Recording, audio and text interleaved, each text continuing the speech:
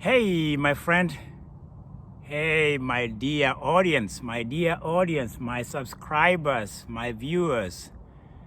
I don't take you for granted, my friend, because I really take you as part of me every day. I enjoy that. I enjoy the fact that you're on the other side enjoying me. So we are conjoined. We are conjoined indeed. And so today I'm here in the botanical surroundings of nature, man. This is Mount Tabor. Tabor is a trail I just chose to take a tranquil moment. I just sat down here to take a break and speak to my audience, my congregation. I'm a PK and everybody's a congrat. Hey, this episode number 59, man. I think so, right? I'll find out. My episode today will entail one or two things. One is where is my genesis? Where is my Riyadh genesis? Where does my athleticism begin? Where is the point of the beginnings, so to speak? In the beginning, there was the Word, and the Word was with man, and the Word was. Continue reading, okay? So where's my beginning? I have not given people credit. I have to give people credit. That's how you grow up. You start to see that you're standing on people's shoulders. You're standing on people who have gone before you. And I want to give them a shout out. I want to appreciate them. And so my athletic career began very early in my life. It's so early that I can say I can only point to one person. My grandfather, my late grandfather, Joshua Mibay. Because Joshua Mibay was about maybe 6'5", maybe 6'2".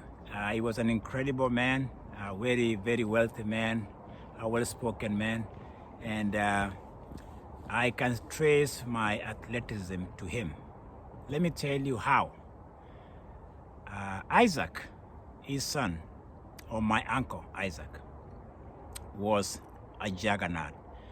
I think if he had my opportunities, if he had my flight of coming to America, he would have been an incredible athlete. I was 5 years old, maybe 6, back in the days when I was very young, and I remember Isaac running in a primary school back in those days when I was young, and he would eat up the grass around it's a track grass, and he would eat it as if he wasn't even running. I get his physique from him. It's a DNA code. It's a DNA of athleticism. I can trace it back to that beginning. Maybe it goes way back, but I could remember seeing it when I was very young, at 5, 6 years old, maybe even younger, if I may recollect. I think 5 is okay, 6 is okay. So I remember the screams, people calling him out while he was running in Chemanel Primary School on those grass track. And he had the physique, the lankiness, and he was just a juggernaut. He was a prime guy. I think he came all the way to Bomet, which is like the next level. After primary, you go to this provincial, and then you go away to national. I think national was in Kericho, if I remember back in the days. But I remember, in fact, I'm very interested in talking to him, whether he recalls those days. He's still around. I'll talk to him one day. But I remember when I was young, my eyes were lit up, and I was really in awe seeing him racing and running in that environment. And as if that's not enough, I think at one point too, as a young person, I remember my dad having that capacity to run, my late father. And I think those are the early beginnings, the tender beginnings that kind of maybe they planted the seed. I wasn't aware of it. But when I look back, I have that deeper appreciation of the fact that I had these heroes that I never even saw as heroes until now. I'm looking back historically, and I think this is where my passion begins. I have this admiration at a very early age because those are the lenses of seeing the world. And so that's the beginning, isn't it? And so I'll fast forward to the 80s, and I've started to wonder about this coming to America story that I started in my last episode. And I think it takes introspective, it takes a family tuned to it. The coming to America takes that center stage in our family, because my father, my late father, was a visionary. He was a man beyond his time. I would even go as far as saying that he was international before even international was in fashion, because he did his schooling. He did online schooling in Oxford University. I remember my father spending nights and days studying in correspondence, which is, we call these days online correspondence. And he would spend hours just studying, maybe to go abroad or to get that abroad, or getting a sense of international studies. And he must have gotten a diploma at one point. I'm saying this because it was this drive that I remember in 1985, coming to first time for our family coming to America. My father was selected. He was nominated. He passed the test, and he came to what I call the Seventh-day Adventist Olympics in New Orleans, Louisiana in 1985. Anyway, it's no Olympics, but it has that gathering, it has that global gathering in the church, within the church, where they select a few nominations, a few pastors who go to this general conference. It's massive. It's a huge gathering of these Adventists. He came to New Orleans in 1985. It was a big deal in our family. I remember my excitement. I was like, oh yeah, my father is going to America. And yeah, the village was excited. The church was excited. We as a family, we felt we've been selected. We are coming to America. It was real. The sad thing for me is that I wasn't able to see him off at the airport. I'm still lamenting this one because I was left out. I think I was in high school. They thought I should just stay in school. Well, I was left behind.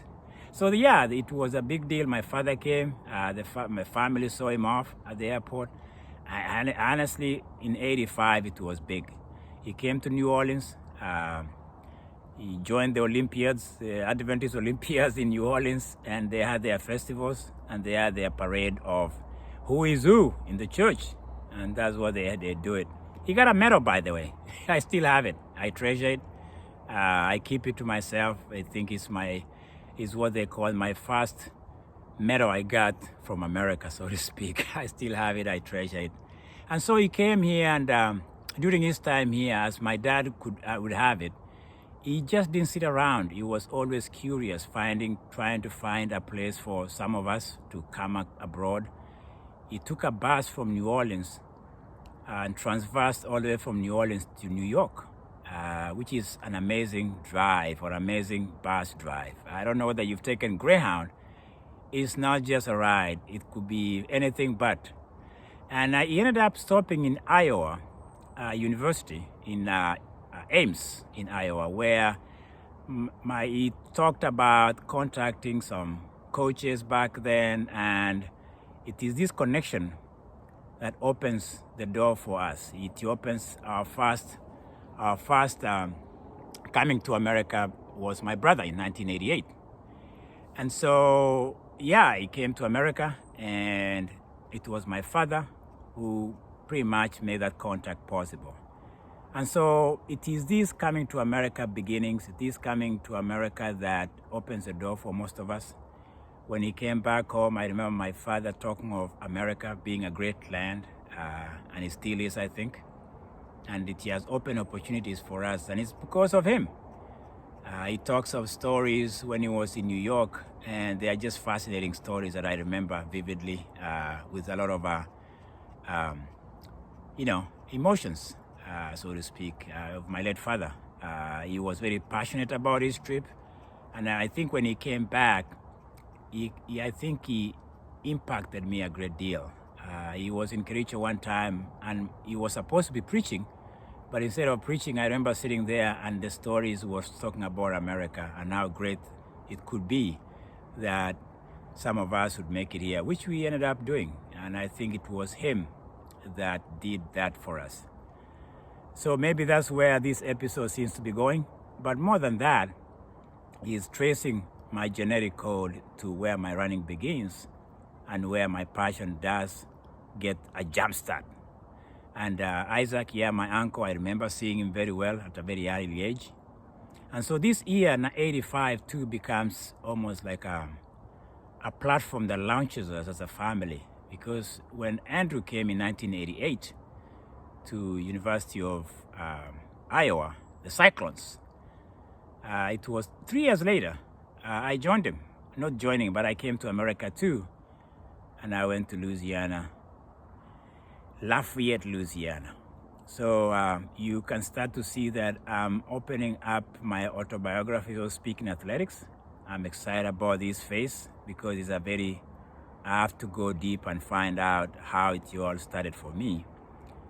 But it doesn't start with me. It starts with my father, it starts with my uncle and my grandfather. Those are the two heroes that stand out for me. They kind of didn't know they were planting the seed, and it was that beginning that takes me to this point whereby I can say coming to America maybe began earlier than I thought. And I owe these people a lot of love, a lot of good memories. And I don't think they're aware that, my uncle is not aware that I'm even really trying to highlight the impact he had on me. But again, that's how life begins sometimes. It's a matter of how do I reflect on it and how do I appreciate it, internalize it, and let it just be said. Truly, coming to America began when I was maybe about 5 to 6. And my journey began back then and still continues to this day. To you guys, to everybody else, love is what makes me do this. And I appreciate you every day, my friend. I'll talk to you later.